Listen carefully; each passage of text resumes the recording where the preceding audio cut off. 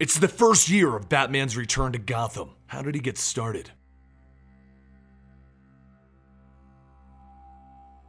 Welcome to the Complete Story Series, where we take trade paperbacks and single issues and we break them down into digestible bites to help you understand. Then we read it dramatically back to you. All alterations to the panels, text, and images are to prevent copyright problems, and all art is owned by its respective companies. Gotham City, the year before the Justice League was revealed to the world and would come together to fight against Darkseid. It's a haven of crime, monsters, and the darkest scum in the earth. And as two criminals try to tackle a child for catching a fish, Batman rides up on a dirt bike, dropping both of them and grabbing the bag with the fish in it. He held it up to the child and told him, "You dropped your fish." "Thanks. He thinks you're dead, you know. He's been telling everyone that ever since he killed the city." "Good. He won't see me coming." 5 months before that event, Bruce Wayne is sitting in a torn mask, sitting on the roof of a parking garage with a truck filled with hostages, and Red Hood 1 pointing a gun at the car, with his entire gang standing by his side. Seeing no other option, Bruce Wayne reaches into his bag and he pulls out a grappling gun, as Alfred is yelling in his earpiece, "Sir, don't do it! It can't support the weight!" "It'll hold, Alfred." Bruce then hooks the grappling hook up to the truck and then to the crane nearby. He pulls the truck off of the building just as the Red Hood gang jumps out of the way in time. The truck then swings into a nearby bay where it and all of the hostages fall into the water. Bruce resurfaces, flipping off Red Hood 1.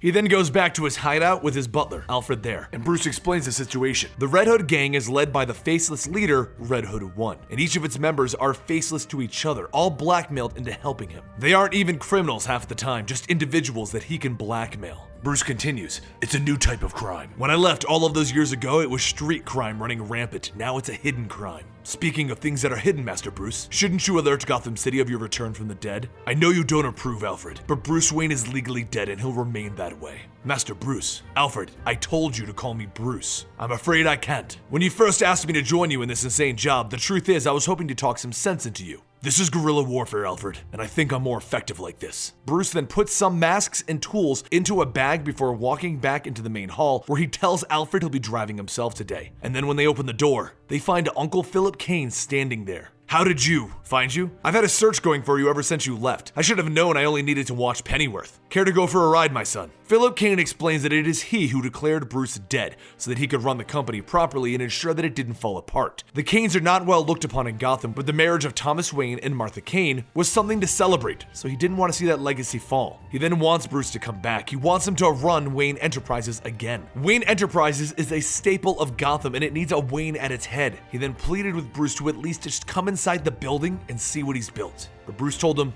"No, I want to remain dead for now." And he apologized to his uncle and told him that that's just not who he wants to be anymore. Philip asked him, "Then who are you?" Bruce went back to his apartment in Crime Alley and he got his supplies for the next job, while Philip went to see his advisor, Edward Nygma. Philip begins to lay out the situation. "The city hates me for what we're building here, and the Red Hood gang insists on stealing from us." "The answer is simple," Edward informs him. "We need to kill Bruce Wayne." The Red Hood gang proceeded to take an entire blimp hostage, including Mr. Cobblepot. Red Hood 1 reaches into a crate and he pulls out a new Wayne Tech Sonic rifle, but before he can use it, Cobblepot leaps at him, getting shocked by the helmet. Red Hood 1 laughs it off.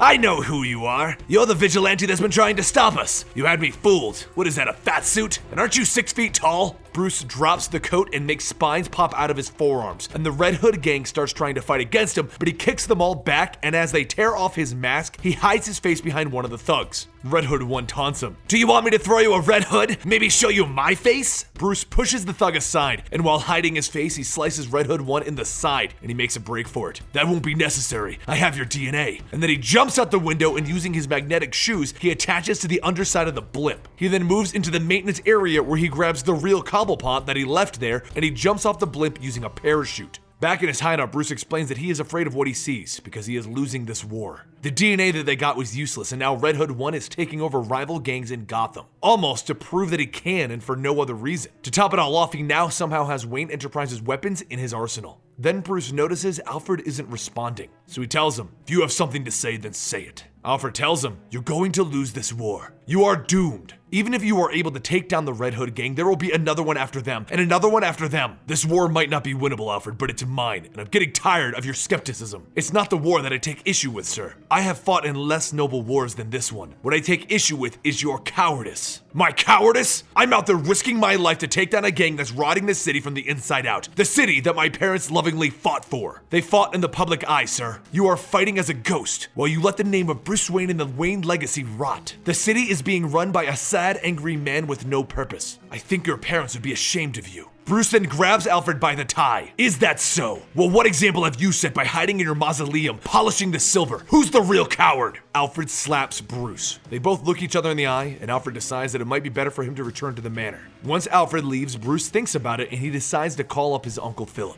He wants to talk to him. Philip has Bruce meet him in the museum at midnight, a place that they both went in Bruce's childhood. Bruce wanted to talk to Philip about the missing weapons and the fact that the Red Hood gang has taken them, but Philip was hoping that Bruce had finally decided to take the company. Philip asks him one last time and Bruce interrupts him. I'm sorry, Philip, I just can't have a public face right now. I can't explain it, but Bruce Wayne has to be dead. If you insist, Bruce. And then Philip hits a switch, turning all of the lights on. Standing in front of Bruce is a welcoming party assembled specifically for him with reporters and old friends. Bruce turns to him. What the hell are you doing, Philip? And Philip explains a story from his childhood, a story in which he was lost in a cave. He explains that he didn't want to leave that cave either, but his father came and dragged him out kicking and screaming. He even has a metal plate in his head due to that. But sometimes it's the best thing to have yourself thrown into the mix. Bruce couldn't believe that Philip just revealed him to all of Gotham, and he stormed off to the back hallways of the museum. That's where he ran into Edward Nygma in the Hall of Egypt. He confronts Mr. Wayne. The only way out of this room is through the Avery Wing. Bruce eyeballs him. Is that a riddle? Why would you say that? There is no Avery Wing.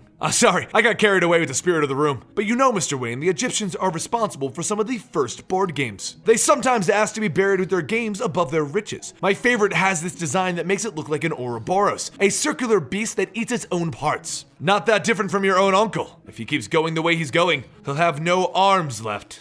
Bruce thinks about it. No arms? Does that mean something, Nygma? Everything means something. Or should I think? You're saying that my uncle is giving away arms to Red Hood? Why would he do that? They're terrorists. I supposed against my better judgment that he gave away all of the small pieces to keep them away from the big pieces. Bruce then climbs up on the Sphinx itself to the window above everything because the Egyptian Sphinx are the only Sphinxes without wings. So you climb up the head. He climbs out and he tells Nygma, try harder next time. Bruce then makes his way back to his apartment. Just in time for it to explode. Bruce grabs a shield off the wall and he blocks himself from the explosion with it. Then Red Hood 1 helps him up. You should never have come back here, Bruce. Then using the weapons in his home, the gang beats him down over and over until they are nothing but a blur in front of him. Red Hood 1 then explains, the night that you lost your parents, a lot of things changed in Gotham itself, not just for you. I remember my foster parents buying a lock for the door and the neighbors coming home with the Saturday night special. Because at the end of the day, people are afraid of nothingness, the randomness. That's the day that I came up with the idea for this gang, to wear the Red Hood to court the wolf, rather than hide, eat us all, wolf. But there is one thorn in the Red Hood's side, and Bruce reminds him of that man. Regardless, the vigilante will be gone soon, just like Bruce Wayne. The gang then leaves Bruce there, bleeding on the ground, and once they leave, Bruce crawls over to a panel that unlocks his secret room and a back door out of the building. Bleeding as he goes, he drags himself to the forest, into an elevator, and into the back door of the Wayne Manor, where he collapses. Meanwhile, Philip confronts Nygma. You maniac! You killed Bruce! I barely knew him, and I could tell that he was a better man than both of us. No argument there. It needed to happen. I was pressuring him. He would have come around. Well, no, he wouldn't have. His parents were killed in an alley with a gun. He would have come for the company and taken it from you. I did you a favor. Philip prepares to fire his gun to kill Nygma, but Nygma says his final words. Kane. Philip hits the ground as magnets turn on in the room, affecting the plate in his head. Nygma tells him goodbye, leaving him there on the floor. Bruce wakes up the next morning with Alfred putting stitches into his body, all over his body. He was on the brink of death. The moment he wakes up, though, he gets up and Alfred tells him, no matter how much they disagree, he'll always be there to patch him up. Bruce Wayne walks through the manor. He hasn't been here since his return to Gotham, and he looks at all of the memories, the photos, and the good times from his childhood. During his walks, though, he comes across an orb, a piece of Wayne technology that his father was perfecting, and as he walks into the main study, tells it to show him. The orb then turns on and it shows him the massive holographic scale plans of a massive cave structure, one right beneath the manor, because right beneath Wayne Manor is the lifeblood of the city. Then, hologram bats from the orb fly through the window and through Bruce Wayne's chest. Bruce sees what he has to be. He sees his purpose. He will become the Bat. He will become fear. And this was part 1 of Zero Year. Now we are breaking Zero Year up into 4 parts. The fall of Red Hood, the rise of the Bone Creature, and the Riddler. And you're going to see exactly how Bruce Wayne started in Gotham City. This is the amazing story written by Scott Snyder, one of my favorite Batman writers. Now I'm Benny the Comicstorian, and if you want to chat with me, go ahead and follow me on Twitter at Comicstorian, follow me on Instagram at Comicstorian, and don't forget to check out our gaming channel where you can find all kinds of gaming comic books books, let's plays, and unnecessary censorship. I'll see you guys next time right here.